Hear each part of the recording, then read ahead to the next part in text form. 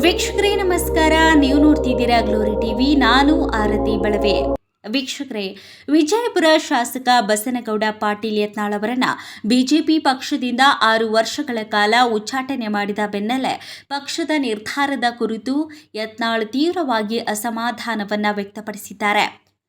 ಪಕ್ಷದ ನಾಯಕರ ವಿರುದ್ಧ ಬಹಿರಂಗವಾಗಿಯೇ ಟೀಕೆ ಮಾಡುತ್ತಿದ್ದ ವಿಜಯಪುರ ನಗರ ಬಿಜೆಪಿ ಶಾಸಕ ಬಸನಗೌಡ ಪಾಟೀಲ್ ಯತ್ನಾಳ್ ಅವರನ್ನ 6 ವರ್ಷಗಳ ಕಾಲ ಉಚ್ಚಾಟನೆ ಮಾಡಿ ಬಿಜೆಪಿ ಕೇಂದ್ರ ಶಿಸ್ತು ಸಮಿತಿಯಿಂದ ಆದೇಶವನ್ನ ಹೊರಡಿಸಿದೆ. ಬಿಜೆಪಿ ಶಿಸ್ತು ಸಮಿತಿ 2 ಬಾರಿ ಶೋಕಾಸ್ ನೋಟಿಸ್ ನೀಡಿದ್ರೂ ಪದೇ ಪದೇ ಪಕ್ಷದ ವಿರೋಧಿ ಚಟುವಟಿಕೆ, ಪಕ್ಷದ ಶಿಸ್ತು ಉಲ್ಲಂಘನೆಯನ್ನ ಮಾಡ್ತಾ ಇದ್ರು. ಕೊನೆಗೆ ಫೆಬ್ರವರಿ 10ರಂದು ಶೋಕಾಸ್ ನೋಟಿಸ್ಗೆ ಯತ್ನಾಳ್ ಉತ್ತರವನ್ನ ನೀಡಿದ್ರು. ಯತ್ನಾಳ್ ಸ್ಪಷ್ಟನೆ ಒಪ್ಪದ ಕೇಂದ್ರ ಶಿಸ್ತು ಸಮಿತಿ ಈ ನಿರ್ಧಾರವನ್ನ ಕೈಗೊಂಡಿದೆ. ಇನ್ನು ಉಚ್ಚಾಟನೆ ಕುರಿತು ಟ್ವೀಟ್ ಮೂಲಕ ಶಾಸಕ ಯತ್ನಾಳ್ ಪ್ರತಿಕ್ರಿಯೆ ನೀಡಿದ್ದು, ಸತ್ಯವಂತರಿಗಿದು ಕಾಲವಲ್ಲ, ದುಷ್ಟ ಜನರಿಗೆ ಸುಭಿಕ್ಷ ಕಾಲ, ಉಪಕಾರ ಮಾಡಿದ್ರೆ ಅಪಕರಿಸುವ ಕಾಲ, ಸಕಲವೂ ತಿಳಿದವನಿಗೆ ದುರ್ಭಿಕ್ಷ ಕಾಲ, ಧರ್ಮ ಮಾಡುವವನಿಗೆ ನಿರ್ಮೂಲವಾಗುವ ಕಾಲ, ಕರ್ಮಿ ಪಾತಕರಿಗೆ ಬಹು ಸೌಖ್ಯ ಕಾಲ, ಸತ್ಯವಂತರಿಗಿದು ಕಾಲವಲ್ಲ ಎಂಬ ಪುರಂದರದಾಸರ ಸಾಲುಗಳನ್ನು ಬರೆದು ತೀವ್ರವಾಗಿ ಅಸಮಾಧಾನವನ್ನ ವ್ಯಕ್ತಪಡಿಸಿದ್ದಾರೆ.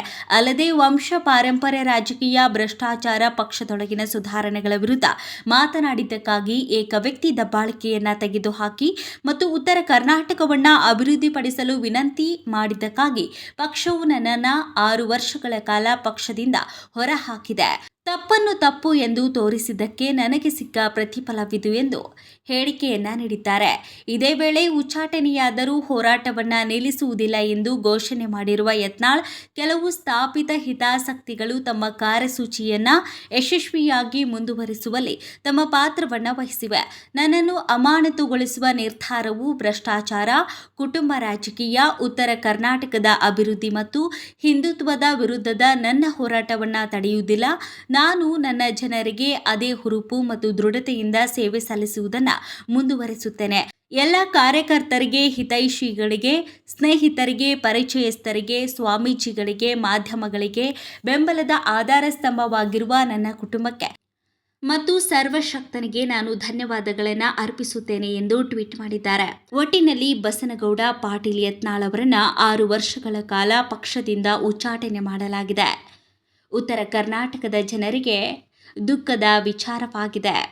ಮತ್ತಷ್ಟು ಸುದ್ದಿಗಳಿಗಾಗಿ ನೋಡ್ತಾ ಇರಿ ಗ್ಲೋರಿ ಟಿವಿ. ಲೈಕ್ ಮಾಡಿ, ಶೇರ್ ಮಾಡಿ, ಸಬ್ಸ್ಕ್ರೈಬ್ ಮಾಡಿ. ಇದು ನಿಮ್ಮ ಶಕ್ತಿ.